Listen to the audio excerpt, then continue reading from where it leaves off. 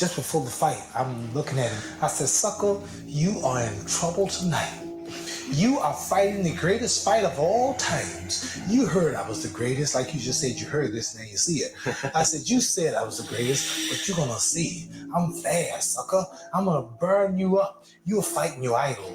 I talked through the whole fight. I said, come on, sucker. I said, show me something. They told me you could hit hard. You're just a sissy. Come on, sucker. Show me something. Oh, I grabbed his head sometimes, and I said, look at you. Round 7. And you're tired. You have 8 more rounds to go. He's just throwing them. He's breathing. I said, oh, you finished, boy. You are in trouble. I said, you don't have but 2 chances, slim and none.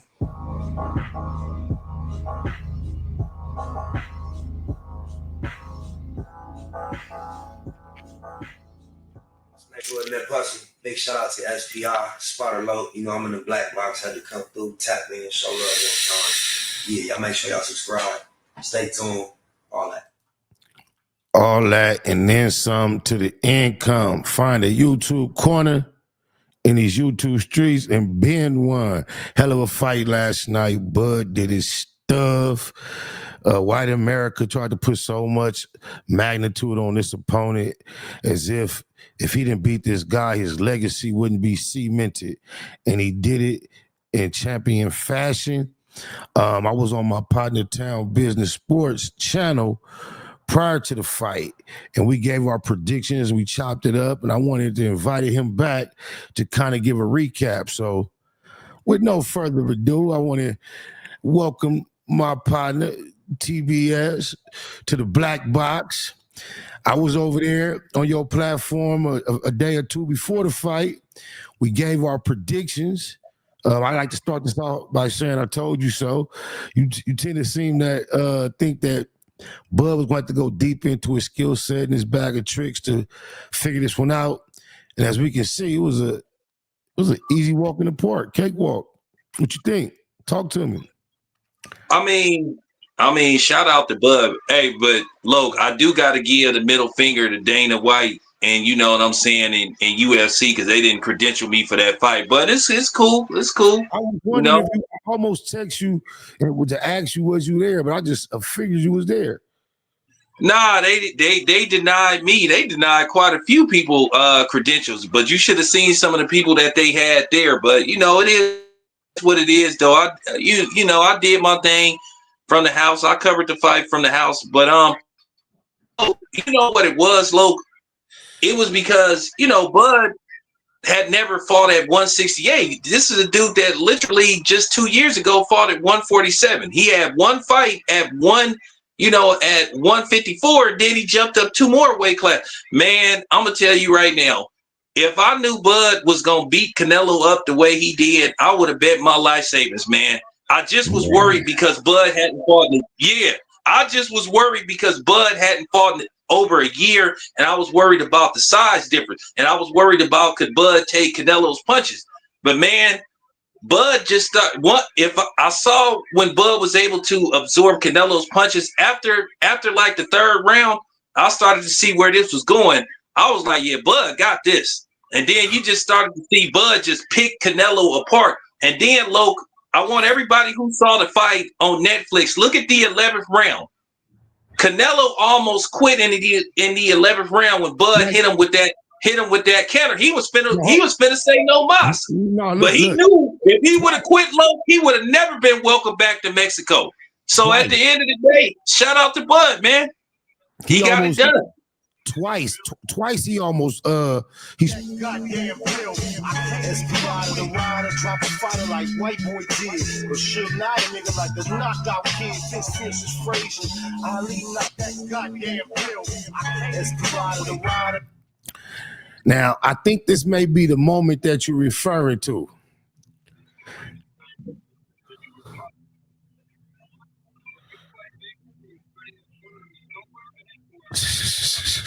Did you see, man? He looked like he was finna say, "Man, I'm good." But he knew, Loke, if he would have quit, it would have been a wrap. He would have never, bro. You know, that was the second time he did him like that. The first time he only spit around halfway. The second time he spit him all the way around. I say, ooh, you're right. He couldn't have quit because they put so much emphasis on they fighting for Mexican independence weekend and all that. And why do you think they put so much emphasis on the national implications of the fight? Why is it just not two fighters in there duking it? Two guys. I hate that because they only do that with the non-black fighters. I don't know if you know, during the press conference, one of the final press conference, some dude asked Bud, was he ready to feel Canelo's Mexican power? And Bud looked like, yeah, okay. Now, if Bud said Canelo gonna feel my black power, then all of a sudden it would have turned to, oh man, what y'all making this about? Because see, we not allowed to show black pride. We not allowed to show racial pride if you're black, but we have to sit up there and be community property to everybody. But everybody is allowed to say, oh man, I'm a proud Irishman. Oh, I'm a proud Filipino. I'm a proud Mexican. I'm a proud this and that. But if the black people do it, then everybody comes to my channel, Lo, talking about, hey man, let's not make this about race or tribalism. But they do it on a regular basis. Max Kellerman broadcasting was horrific. It was terrible.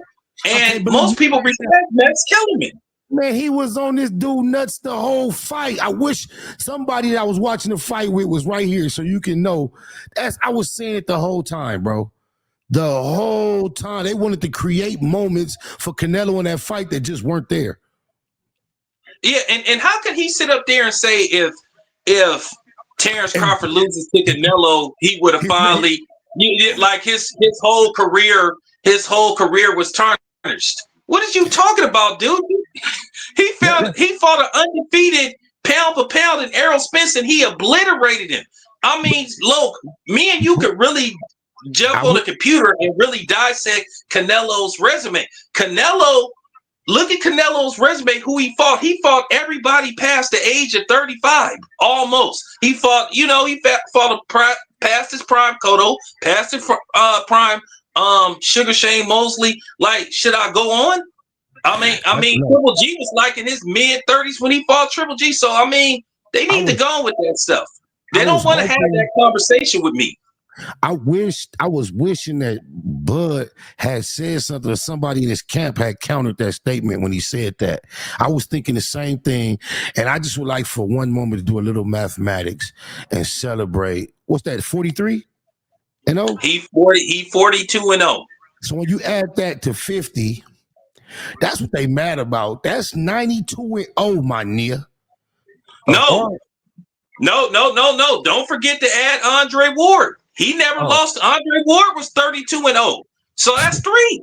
That's black excellence right there. Andre Ward. Shout out to Andre Ward out of Oakland.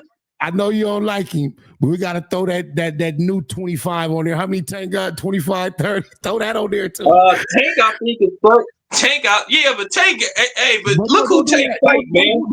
Don't do that. That's what they mad about, bro. Just think about it. All they greats, 150 fights in a row, come in there and can't do nothing with that man. And we're going to call all those men one man. They can't do nothing with the best, bro. Nothing. That's what they hate. Tell me, have you seen this?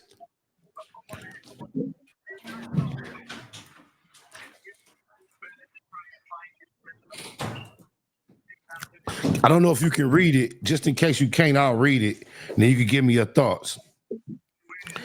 It says Canelo, 150 million, Crawford, 10 million. Next fight, Crawford, 200 million, Canelo, 15. You see how they like that or no rematch? Let's see how they like that or no rematch. And then Canelo's words, Crawford's style is difficult. I tried my best and gave my all, but Crawford proved to be the better fighter. Honestly, I think Crawford is even better than Mayweather. What's your thoughts on that? It's a powerful statement. Well, I mean, due to the fact that he got his clock cleaned by both of them, I mean, that's a fair assessment. You know, if Bud really got paid $10 million, I heard he was gonna make up to like 50. If Bud got paid only $10 million, that's a travesty. And that's just a travesty for Canelo to get that type of money. I know he's supposed to be the quote unquote A side, but at the end of the day, Bud was still undisputed in 2 different weight classes. Me myself, if I'm Bud, Bud live in Omaha, and I mean the cost of living is relatively cheaper than what it would be to live in California. Bud has nothing to prove. I mean, look, nobody in the 4-belt era has ever been undisputed in 3 weight classes, except for Carissa Shields. She's the only woman that's been undisputed in 3 different weight classes. But then you have the black woman, you have the black man. That's what you call real black excellence. But undisputed at lightweight, undisputed at welterweight, undisputed at super middleweight. So and then he took a year off. He took a year off. Do you know how embarrassing that is for Canelo that had 3 fights and then go in there and get mollywopped by Bud? He got humiliated. He looked bad, bro. He got humiliated. Bad. You lost. Let this sink in for everybody that's watching this video. You lost to a dude that went up 2 weight classes and hadn't fought in over a year, and you got mollywopped. You had all the advantages in the world, and you got beat and almost got stopped. Almost wanted to quit. I don't think Canelo. Listen, Lo. It'll be worse. It'll be worse for Canelo if he fights Bud again. It'll be even worse. This time, Bud. Did you see towards the latter end of the fight when Bud started laughing at Canelo? When a dude doing that, he's saying, "Dude, you can't do nothing with me. You can't." Let me tell you something. It'll be even worse.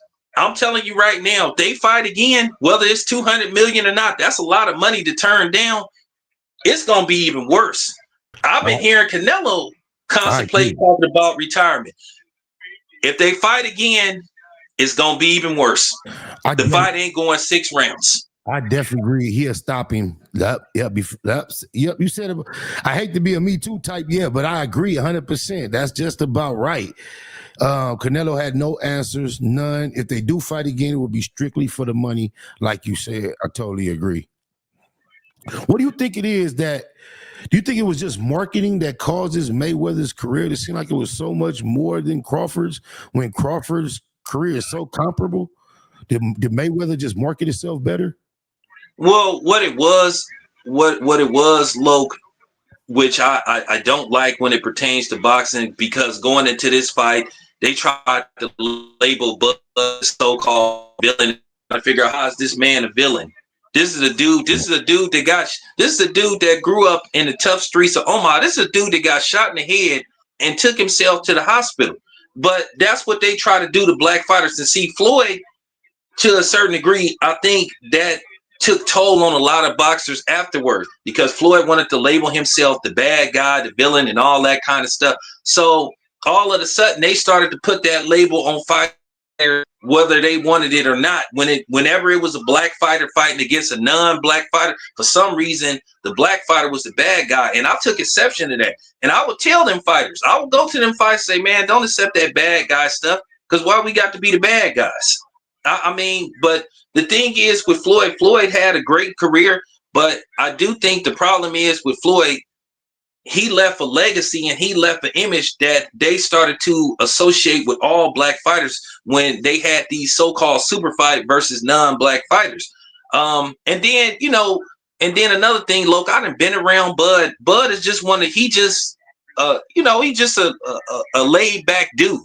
He ain't one of them dudes. He's not a rah dude. He's not one of them dudes that's gonna talk a bunch of shit. He not gonna be very animated. That's just his personality. That's why he have, his team. That's why he have his coach. One of his coaches, like Bernie the boxer, like that's sort of like the mouthpiece. He's sort of like the dude that do all the talking for Bud. Bud is just one of them laid back, lunch pail, blue collar dudes. He just didn't have what Floyd had. You know how Floyd was, how Floyd would be walking around with the big bags of money and all that kind of stuff, throwing money at people. And then, that was his persona.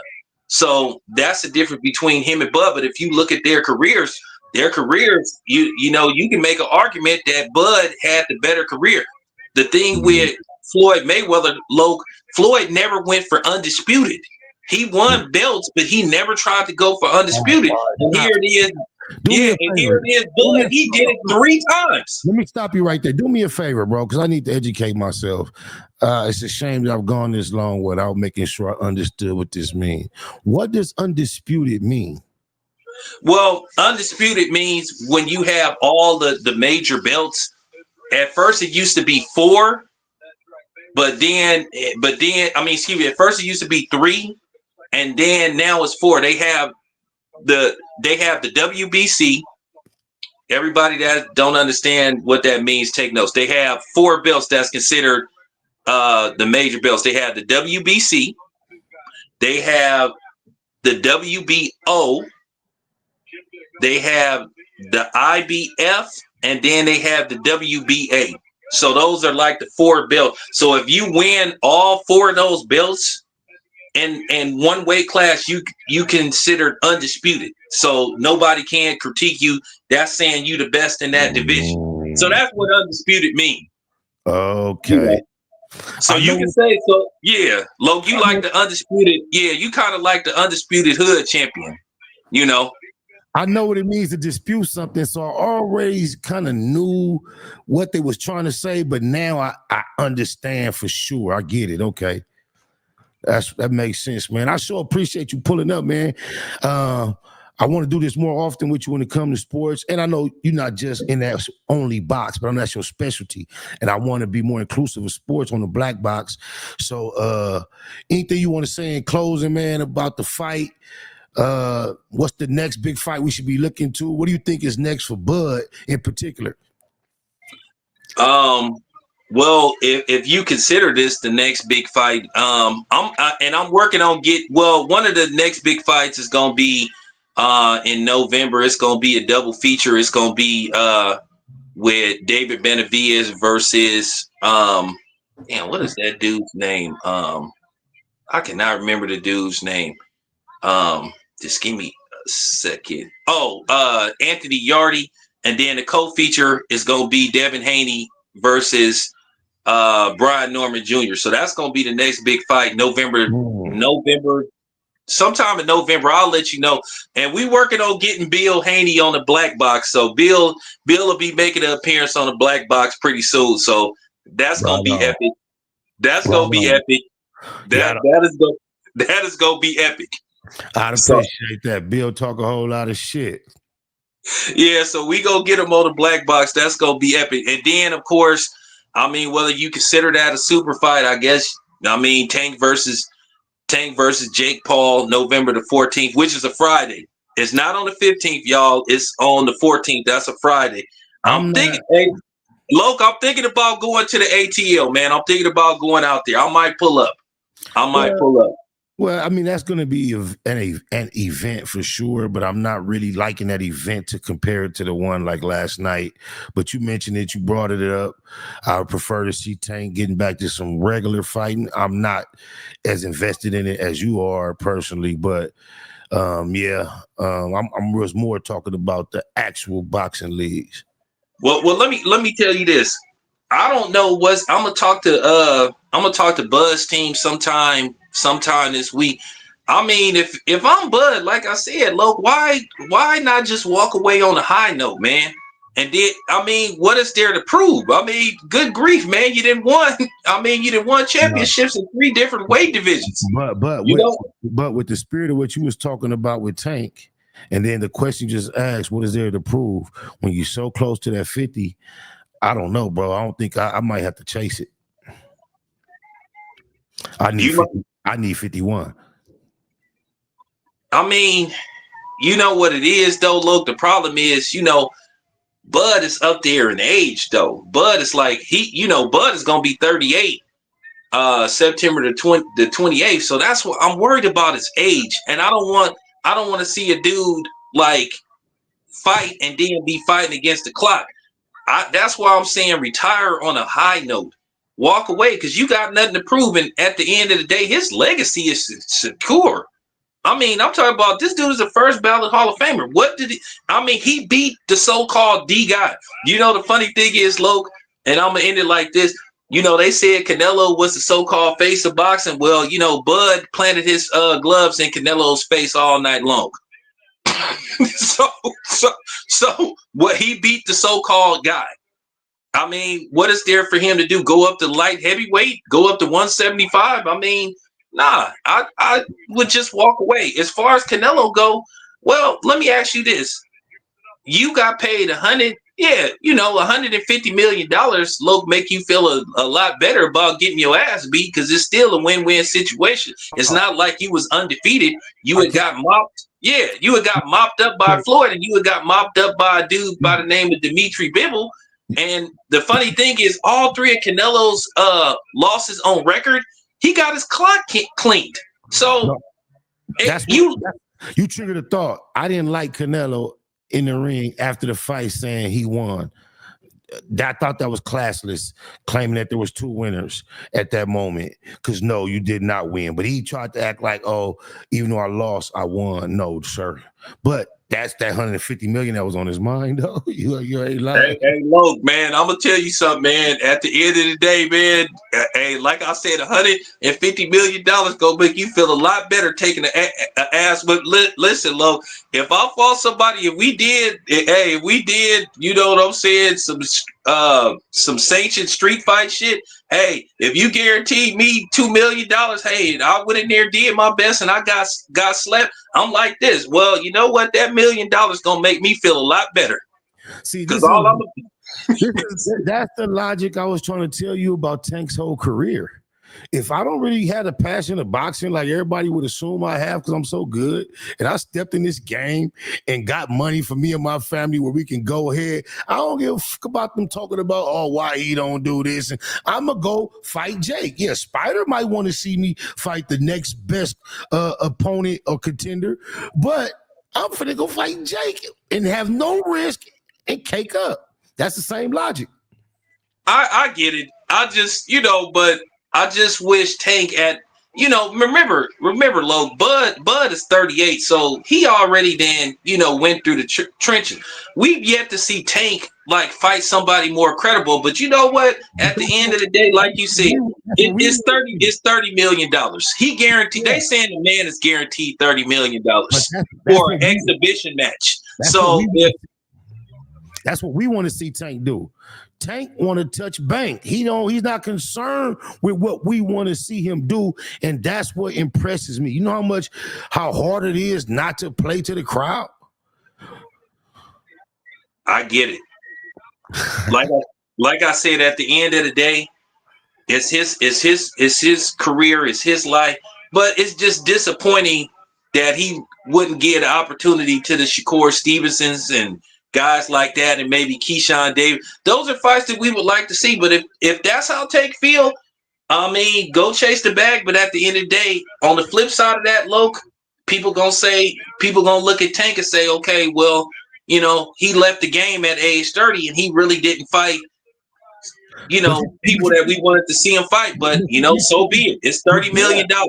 Yeah, we talking about the same logic because people are going to say Bud should stick around and give those same guys you just mentioned a shot and go after the 51 as well. But you're saying regardless of, it's all about how you feel about it. You're saying Bud is at 38, it's okay. Tank is at 30, it's not. But that's an outward opinion from the person that's actually going through it. And how much do the outward opinions really weigh in on their decisions?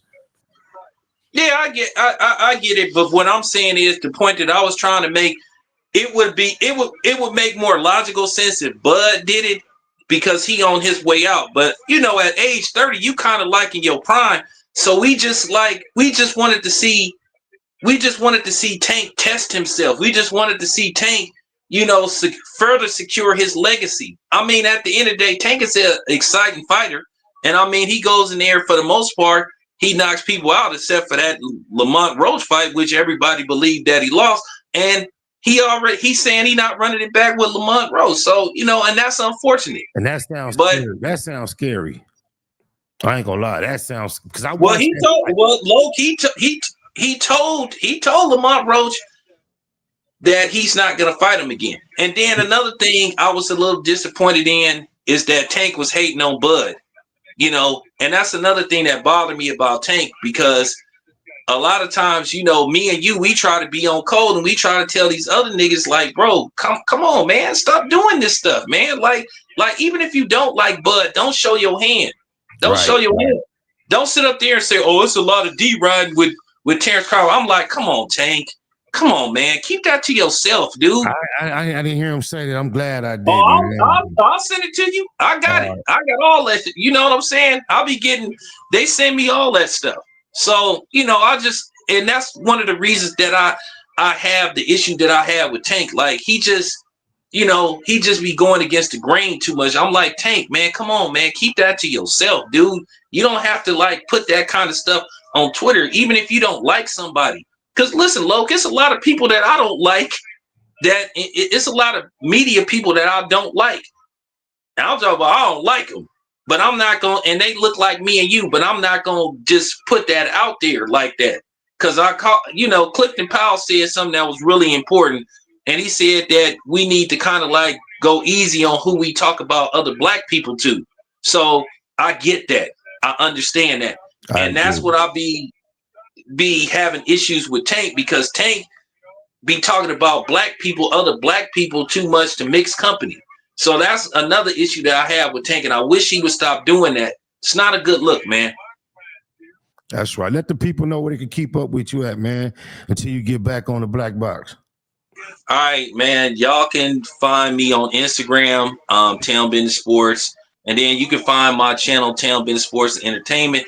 Like, if y'all want to collab on something, if you know what I'm saying, if you are artist, if you cool with Loke, contact Loke. Loke could contact me. We'll set up an interview, all that kind of stuff. So, you know, Loke is my people. So, you know what I'm saying? If you cool with Loke, you cool with me. So you can find my channel. Once again, Town Business Sports and Entertainment. I'm out of East Oakland, California. So, you know, tap in, man. I'll talk about everything. I primarily do sports, but I'll talk about everything, man. I didn't give my little input on the Charlie Kirk thing. So, you know, I'll talk about everything. So tap in. I got something for everybody. I even do a little bit of red pill, blue pill content. So tap in. I'll do everything, man. Definitely. And y'all definitely will see him back here on more regularly, man. I appreciate you, broski. No problem, man. Yeah. Yeah, that's my boy, y'all. I appreciate that collab. And yeah, it was a great fight.